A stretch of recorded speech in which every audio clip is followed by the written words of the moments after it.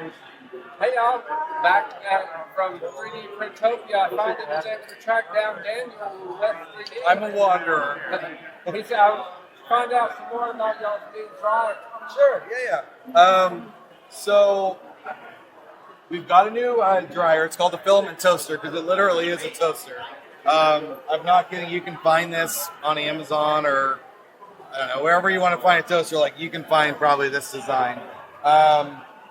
Change some of the firmware in here to make it a filament toaster. If you think about it, and I've thought about this for a while, toasters have all the sort of essential ingredients for a dryer, right? Yeah. They're higher temp. Everything inside is metal, so you don't have this limitation of like 60 degrees or 70 degrees. This will go up to 120 is what we limited it to.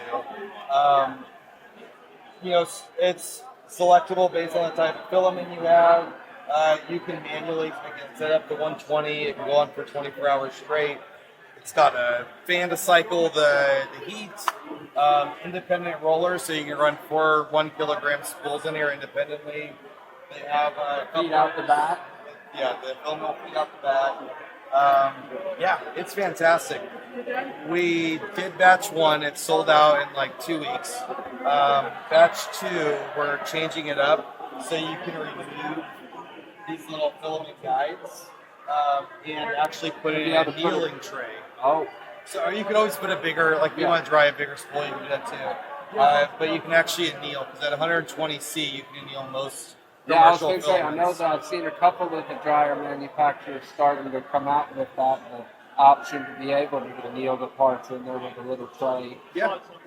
It makes sense. Yeah, and I mean, the other thing is, generally for West3d, like our philosophy, we want to carry like really good products, but we're also not going to just like, we could probably charge $200, $300 for this, like an E2 would be. Yeah. We launch it at $140. Like that's what we could do, that we could justify. I think it's the best price on the market for a high temp filament dryer that can do this. I was just about to say that's the lowest I've seen for a 4-roll high temp filament.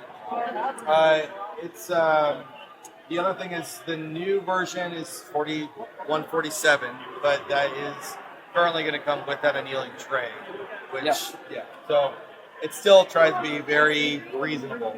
That's awesome. And speaking of the annealing and stuff, I hear y'all are now carrying the KDEAVI. Y'all's partnered with KDEAVI on the cold plates. Yes. So KDEAVI is a KDEAVI. I always say KDEAVI, but anyway, KDEAVI. Fantastic company. I don't know if you've tried them. Have you tried them for Yeah.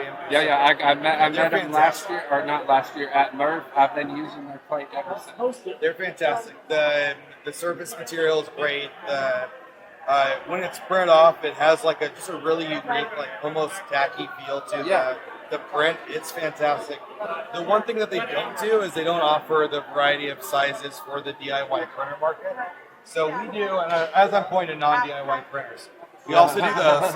But for the more DIY market, we're bringing in 185, which would fit the micron salad fork sizes.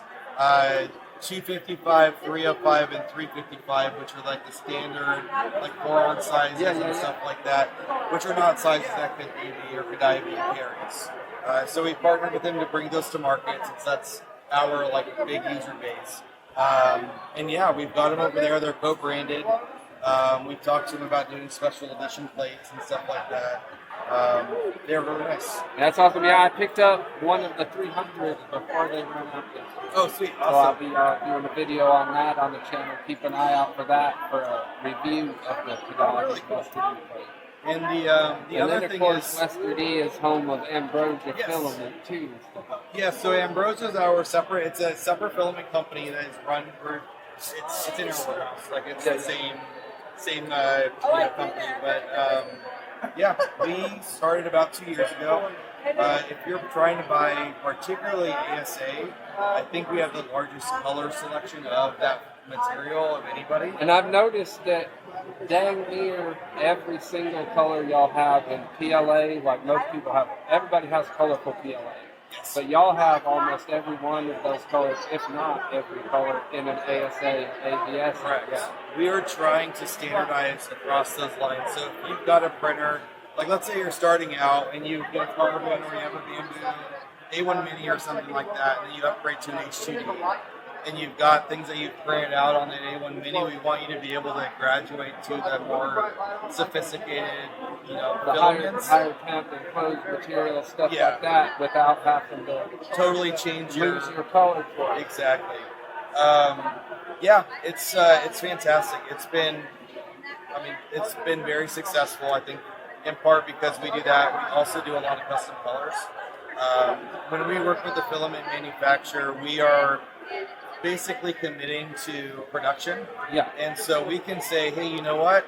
On this production run, let's try these like 3 or 4 things, and we'll pick 1 or 2 of them. Speaking of, I heard y'all have a batch of new colors on We the have way. like 28 new colors that are coming in about 2 weeks. So yeah, y'all make sure to check out their website, West3d. I'll have a link in the description along with the JPP affiliate code. If you're like a 90s or 2000s kid, you probably remember like the Creamsicles. I'm sure they still do them. Yeah, I was going to say But- they're probably a different name now. But when I was a kid, those were like the best thing ever. My favorite one that we have coming out is actually a Creamsicle. So Is it going to be a co-extrusion or a transition? it's going to be a gradient. Oh, So you'll cool. get a nice gradient that will show that like really bright yellow or orange, to that like vanilla ice cream. So then you'll get that gradient of the in between. It is awesome. It is awesome. So yeah, that's a big thing for us. It's obviously at these shows. I mean, that's what a lot of people like to see.